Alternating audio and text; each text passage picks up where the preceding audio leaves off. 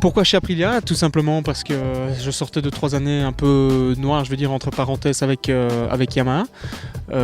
3 années de blessures, 3 années très difficiles mentalement, psychologiquement.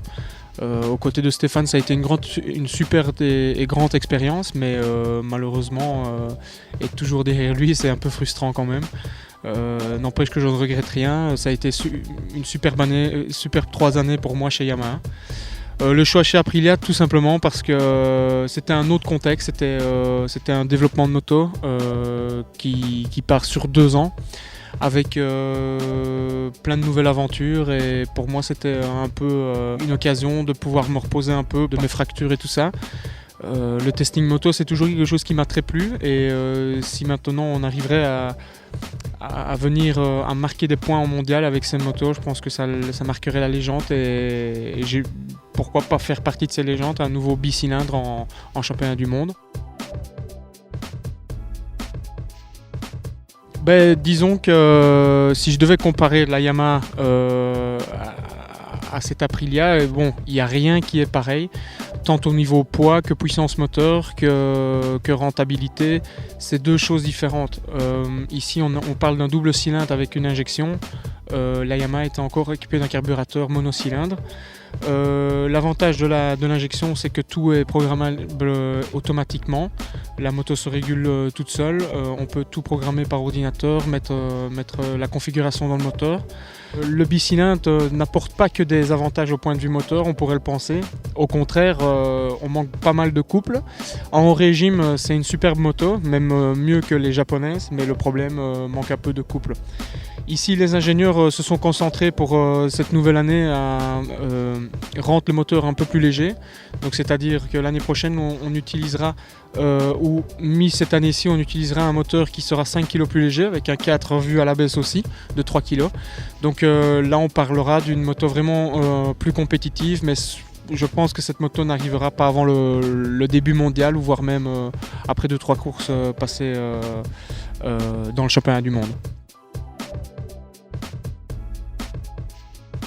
Donc on a commencé les tests novembre 2006 pour dégrossir vraiment la partie cycle, donc c'est-à-dire on a eu le choix entre 3 cadres. Une fois le cadre choisi, on s'est concentré à la mise au point des suspensions. Cette mise au point des suspensions étant faite, après on s'est concentré sur le moteur. Il faut savoir que vu que les ingénieurs entament une nouvelle procédure sur un nouveau moteur avec un nouveau bloc, il était très difficile pour eux d'améliorer celui-ci, donc on a travaillé en fonction de ça. On s'est focalisé aussi sur certaines autres choses qui sont le développement de l'injection et toutes des petites pièces, notamment peut-être le tubeless qu'on utilisera cette année. Tout ça, c'est beaucoup de nouveautés. Il faut savoir qu'Aprilia ne veut pas une moto comme tout le monde et est assez avant-gardiste. C'est pour cela que ça peut poser certaines réflexions, à savoir des personnes qui aiment, qui n'aiment pas. Moi personnellement, je trouve que c'est une belle moto qui est vraiment différente des japonaises, donc c'est un peu le but et la mentalité d'Aprilia. Donc les courses de cette année, le programme sera très léger en début de saison, donc je ne participerai à aucune course inter. Tout simplement parce que tout doit se mettre en fonction avec la nouvelle moto et tout ce qui s'ensuit, donc le suivi des pièces. Donc on participera dans un premier temps au championnat d'Italie et ensuite à l'intégralité du championnat du monde, avec quelques courses aussi au passage du championnat de Belgique, mais pour nous il est impossible de faire l'entièreté malheureusement. Non, sinon cette année ça sera un nouveau changement aussi au point de vue équipementier. Donc je repars de 6 ans passés avec Acerbis, donc c'est une rupture qui a été aussi un peu difficile pour moi. Après la rupture de Yamaha Acerbis, et on s'est quitté dans de très bons termes. Donc ici les équipementiers seront on-off, les casques laser, les lunettes Ariette, ici que je porte, et les bottes Beric. À ça s'ajoutent toujours les sponsors extra sportifs qui seront toujours Frédéric Oslet qui met à la disposition cette belle piste sur laquelle on peut s'entraîner en cachette, entre guillemets, parce qu'il y a toujours MX Movies dans les parages.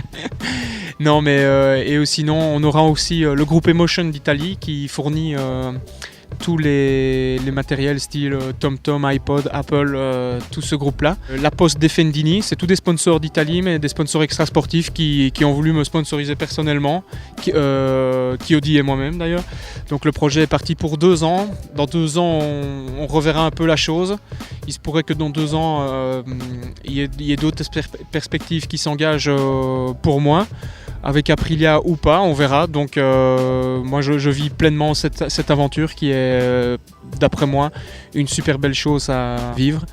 Bon, ce qui va être pas facile au point de vue supporter et au grand public de savoir pourquoi la moto, peut-être dans un premier temps, ne fera pas de résultat. Mais je pense que les gens sont assez intelligents pour comprendre que c'est une nouvelle moto, c'est un nouveau développement, que on arrive quand même, on est au 21e siècle et arriver sur le marché face aux Japonais n'est pas facile. Donc les résultats dans un premier temps ne seront pas le premier objectif.